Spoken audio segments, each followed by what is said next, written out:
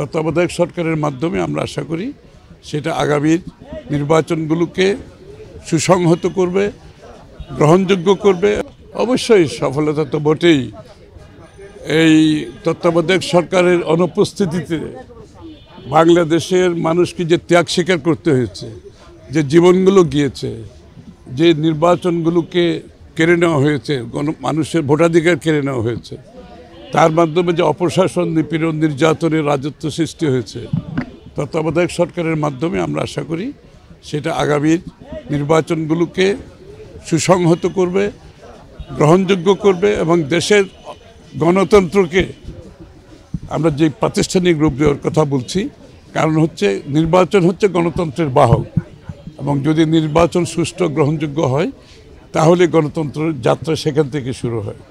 এবং আশা করছি বিশেষ করে এমন একটি সময় আমরা একটা নির্বাচনের এখন সম্মুখীন, এই নির্বাচনকে সামনে রেখে যদিও বা এই নির্বাচনের জন্য সেটা প্রযোজ্য নয়, তবে এটা একটা সিগন্যাল যে আগামীর অন্তত দিনগুলোতে নির্বাচনগুলো সুষ্ঠু হবে, গ্রহণযোগ্য হবে, বাংলাদেশের মানুষ তাদের ভোটাধিকার প্রয়োগ করতে পারবে, তাদের প্রতিনিধি নির্বাচিত করতে পারবে, তাদের নির্বাচিত সরকার দেখবে যে নির্বাচিত সরকারের অনুপস্থিতিতে দেশ কি কোন জায়গায় যেতে পারে, কত বেশি ক্ষতিগ্রস্ত হতে পারে সেটা বিগত দিনেও দেখেছি। এখন বর্তমানে একটা অনির্বাচিত সরকার আছে, যদিও বা তারা ওই বিগত স্বৈরাচারের সাথে আমি তুলনা করছি না, বাট অনির্বাচিত সরকার জনগণের ম্যান্ডেট ছাড়া আসলে জনগণের জন্য, জনগণের শক্তি নিয়ে, জনগণের জনগণের ম্যান্ডেট নিয়ে যে এই কাজগুলো করা যত সহজ হয় সেটা কোনো অনির্বাচিত সরকারের পক্ষে সম্ভব নয়।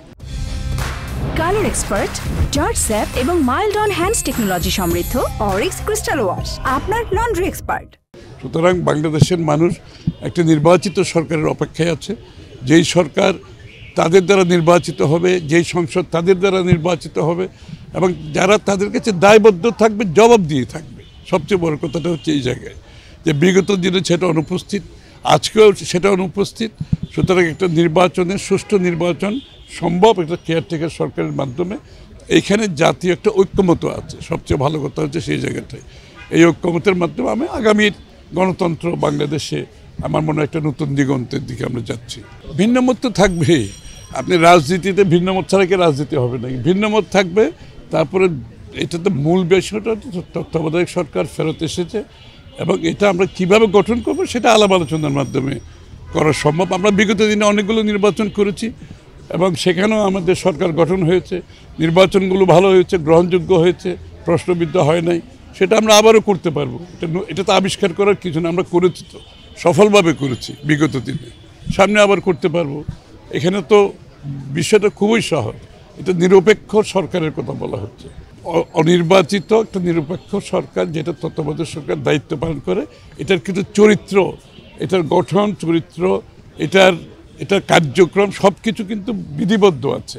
সুতরাং সেটা আমরা বিগত দিনে দেখেছি, তারা ভালোভাবে পারফর্ম করেছে। নির্বাচনগুলো জনগণের মত প্রতিফলিত হয়েছে ভালোভাবে এবং সেগুলো নিয়ে কোনো বিশেষ প্রশ্ন উঠে নাই। আর যদি প্রশ্ন কোনো সময় উঠেও থাকে সেগুলোর সমাধান তো আমাদের কাছে আছে।